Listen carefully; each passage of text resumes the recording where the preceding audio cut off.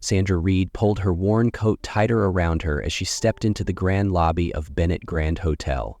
The crystal chandelier overhead shimmered, casting a golden glow on the pristine marble floor. The sheer elegance of the place made her feel small. Her grip tightened around the tiny hands of Clitus and Lotus. 6-year-old Clitus curiously took in his surroundings, his sharp eyes scanning every inch of the grand hotel. Beside him, 4-year-old Lotus clung to her mother, wide-eyed as she admired the fresh floral arrangements near the reception desk. Sandra knew she shouldn't have brought them, but she had no choice. Their babysitter had canceled at the last minute, and she couldn't afford to miss this opportunity. "Sit still and be good, okay?" she whispered.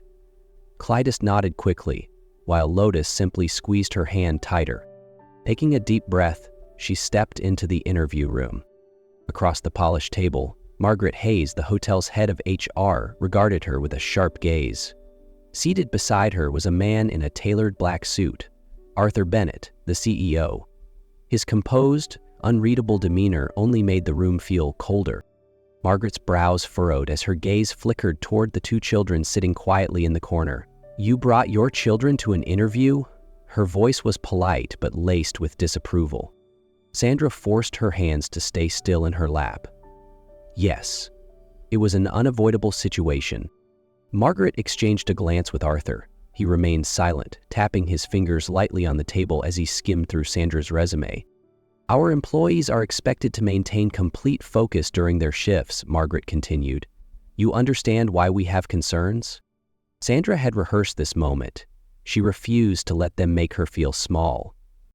"I do," she replied, her tone steady. "I've always arranged for childcare. Today was an exception." Arthur finally spoke, his voice deep and unreadable. "You have employment gaps." He looked up, meeting her eyes. "This job requires flexibility. If something comes up with your children, can you guarantee you'll meet our demands?" Sandra straightened her back, holding his gaze. "If I couldn't, I wouldn't be here." Silence filled the room. Arthur studied her as if assessing something unspoken. Outside, Clitus swung his legs under the chair, growing restless. They had been sitting quietly for a while when Lotus squirmed beside him, whispering, "Clitus, I need to go." Clitus glanced at the closed door where their mother had disappeared. He didn't want to disturb her, but Lotus's expression was urgent. "Come on," he murmured, slipping off his chair. "Let's find a bathroom." Hand in hand, they wandered into the vast hallway of the hotel, unaware that they were about to run into someone who would change everything. Clitus held on to his sister's hand as they wandered through the vast hallways of Bennett Grand Hotel. The polished marble floors gleamed under the soft glow of chandeliers, and the quiet murmur of luxury filled the air. Clitus scanned the surroundings, trying to find a bathroom sign, but everything seemed unfamiliar. Lotus tugged at his sleeve, her small voice uncertain. "Are we lost?" Clitus shook his head firmly, even though he wasn't entirely sure. "Nope. I'll figure it out." They turned a corner, and just as they did, thud! Clitus bumped into a tall man in a navy ghoul suit.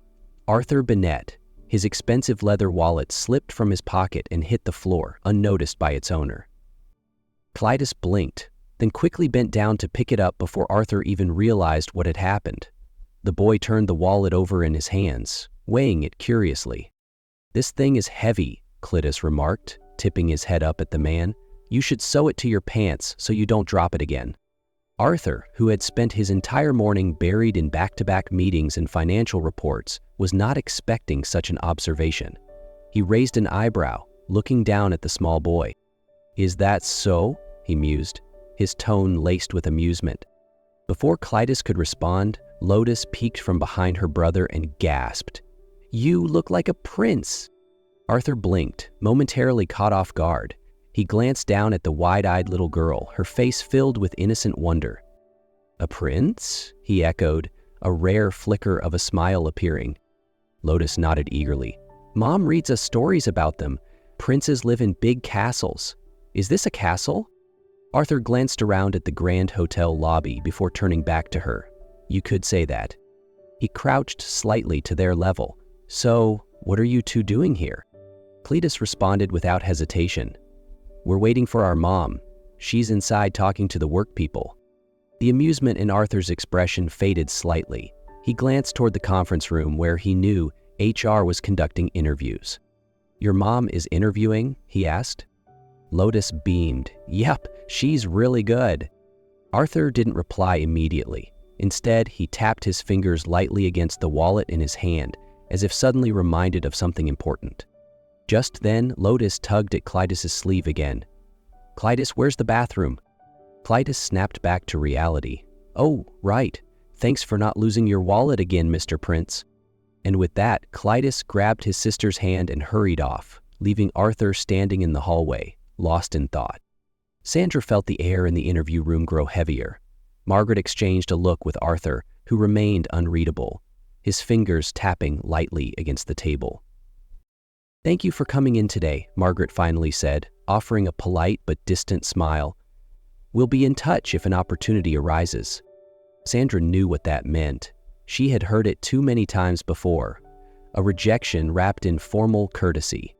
Forcing herself to stay composed, she returned the smile, though it felt hollow. "I appreciate your time." She rose from her seat, adjusted her bag, and walked toward the door. It closed behind her with a soft click, but she didn't allow herself to sigh. Clitus and Lotus were still waiting near the reception desk when Sandra stepped out.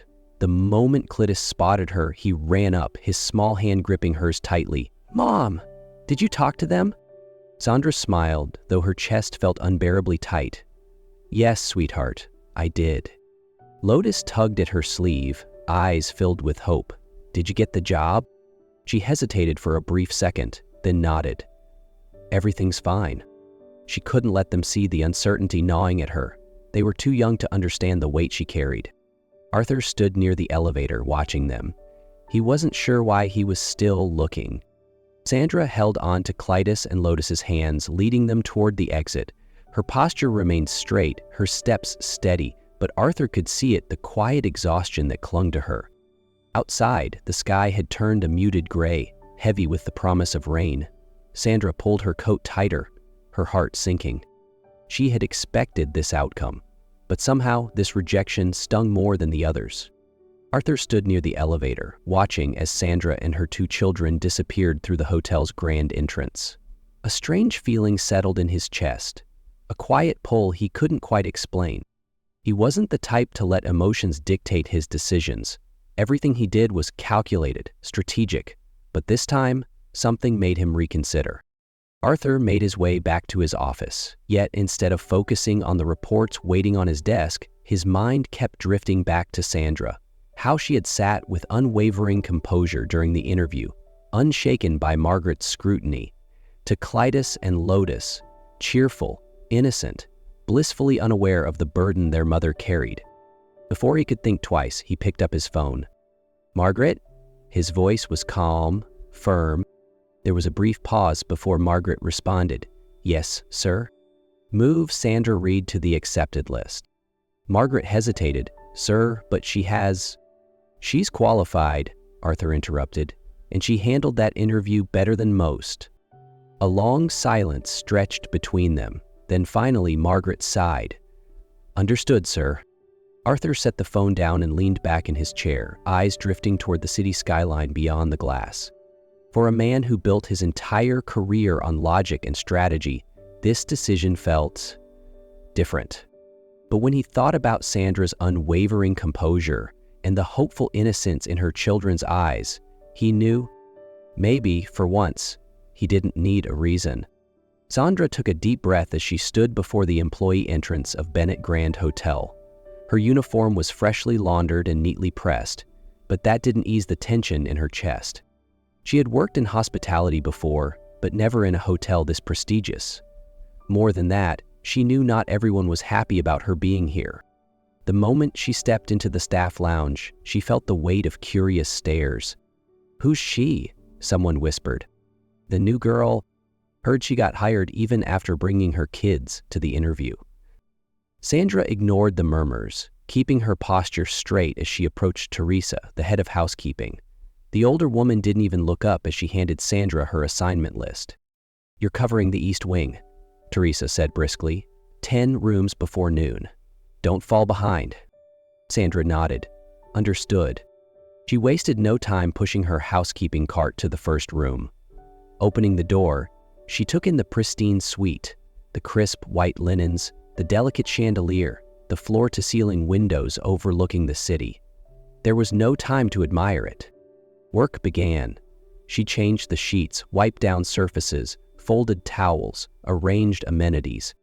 But it wasn't as easy as she had expected. Her hands trembled slightly as she wrestled with the oversized bedspread tucking in the corners. She aligned the pillows, ensured every detail was perfect. By the fourth room, her back ached, sweat beginning to form on her forehead, but she couldn't afford to slow down. Just as she finished smoothing the duvet, an irritated voice rang out from the hallway. "This is unacceptable." Sandra turned. A middle-aged man in a tailored suit stood at the door, holding up a towel. "There's a frayed thread on this towel," he huffed. "A hotel of this caliber should not have such carelessness." Sandra's instinct told her to apologize, but she did more than that. She retrieved a fresh towel from her cart, replacing it smoothly. Then, reaching for a small bottle from the amenities basket, she spritzed a light mist over the towel. "This is one of our signature scents," she said calmly. "We want to ensure our guests experience the highest level of relaxation." The man paused, his frown easing slightly as he inhaled the subtle fragrance. "Ooh, that's better." He turned and walked away without another word. Sandra let out a quiet breath of relief. She didn't notice that, from a distance, Arthur Bennett had been watching the entire exchange. At first, Sandra thought it was just a coincidence. The next morning, when she walked into the staff lounge, a fresh cup of coffee was already sitting on the table, right where she usually sat. No name, no note, nothing unusual, except it was exactly how she liked it. No sugar, just a splash of cream. She frowned, scanning the room, but no one seemed to pay her any attention. The following day, a neatly packed lunchbox appeared in the same spot. This time there was a small note attached: "Eat. Don't skip meals." Sandra stared at it. Who would do this? She lifted the lid. A simple, balanced meal, just like the ones she usually made for herself. Then, another morning, as she reached into her locker, she found a pain relief patch, carefully placed where she couldn't miss it. Her fingers hovered over it, a strange warmth settling in her chest. Someone was looking out for her. Not in an obvious way, but in the smallest, quietest ways. And there was only one person who could have noticed these things: Arthur Bennett. But why? Sandra made a decision. She wouldn't acknowledge it. If she didn't acknowledge it, it wasn't real. But the next day, as she wheeled her housekeeping cart down the hallway, Arthur happened to pass by. He didn't stop, didn't look directly at her. But his deep, steady voice reached her ears as he walked past. "You didn't skip lunch today, did you?" Sandra froze in place. How did he know? That evening, Sandra stood in the hotel lobby with her two children, Clitus and Lotus, both clutching her hands tightly. In her other hand was a sleek, gold-embossed envelope that read, "Employee of the Quarter, complimentary stay in a VIP suite." She still couldn't believe she had received such recognition. A part of her felt out of place, but when she saw the excitement in her children's eyes, she knew she had made the right decision to share this moment with them. "We're staying in a really nice room tonight," Sandra said, smiling as Clitus's eyes lit up. "Will there be a big bathtub?" Lotus asked eagerly. Sandra chuckled. "Of course, sweetheart." After checking in, they made their way to one of the most luxurious suites on the top floor. Lotus ran to the giant windows, pressing her tiny hands against the glass to admire the glittering city below. Clitus, ever curious, explored every corner of the lavish room. "We really get to stay here?" Clitus asked in awe. Sandra ruffled his hair. "Just for tonight, but yes." After helping the kids into their pajamas, she finally took a moment for herself, stepping into the warm bath. When she emerged, her hair still damp, she wrapped herself in a plush white bathrobe. She had just stepped into the room when the door suddenly swung open. A tall figure stepped inside, Arthur Bennett. Sandra let out a startled gasp, stumbling backward. Her foot slipped on the tile, her arm flailing for balance. Crash! A wine glass tipped over, spilling deep red liquid across the pristine white floor. Arthur froze. From his angle, the crimson stain looked alarmingly like blood. His expression darkened as he instinctively pulled out his phone. "Call an ambulance." Sandra's eyes widened. "Wait, I'm fine." Arthur's sharp gaze scanned her from head to toe before stopping. Sandra stiffened. She was wearing only a bathrobe. The room fell into a heavy silence. Before anyone could say a word, a small voice broke the tension. "Monsieur Arthur?" Arthur turned. Clitus and Lotus stood in the doorway, looking at him with wide, curious eyes. "Mom, is he the prince of this castle?" Lotus asked innocently. Sandra wanted to disappear. Arthur cleared his throat, finally looking away. "I believe there's been a misunderstanding." Just then, Clitus's stomach rumbled loudly, breaking the tension. Arthur smirked slightly before pulling out his phone. "Have you all had dinner?" Clitus quickly shook his head. "Not yet." "How about pizza?" Arthur asked, glancing at Sandra. She hesitated for a moment, but when she saw her children's hopeful faces, she nodded. A while later, a small table was set up in the suite, with 3 warm pizzas delivered. Clitus and Lotus sat happily, chatting between bites. Sandra sat across from Arthur, watching her children laugh, and for the first time in a long while, she felt a little less alone. Dinner ended with Clitus and Lotus giggling, happily finishing their last bites of pizza. Sandra sat quietly, watching everything unfold. A simple meal, 2 happy children, and a man she couldn't quite figure out sitting across from her. Arthur Bennett, the cold, untouchable CEO who never wasted time on anything outside of work. And yet, here he was, not just sharing a meal, but actually being present, as if he belonged in this moment. At first, Sandra thought he was just being polite, but then she saw the way he actually listened to Clitus talk about school, how he absent-mindedly adjusted Lotus's napkin when it slipped. He cared. After dinner, Clitus let out a long yawn, rubbing his eyes. "Mom, I'm really sleepy." Sandra chuckled, brushing his hair back. "Then it's bedtime." Lotus yawned too, but before climbing into bed, she turned to Arthur. "Mr. Arthur, will you have dinner with us again tomorrow?" Silence fell over the room. Sandra froze. She didn't dare look at Arthur. Arthur didn't answer right away. He set his glass down, his expression unreadable. "Maybe," he said at last, his voice quiet but sure. Clitus and Lotus didn't dwell on the answer. Within minutes, they were curled up under the blankets, fast asleep. Sandra tucked them in carefully, feeling Arthur's gaze still lingering on her. She turned back to him. "You don't have to do this." Arthur crossed his arms, leaning against the table. "Do what?" Sandra sighed. "Spend time with me and the kids. We're fine. I'm used to doing this alone." Arthur studied her for a long moment, then took a step closer. "Maybe you don't have to be." Sandra's breath hitched. She didn't know how to answer that. Didn't know how to process this feeling. For so long, she had convinced herself that she only had herself to rely on. But Arthur, the man who kept his distance from everyone, was slowly stepping into her life. He wasn't making promises. He wasn't rushing.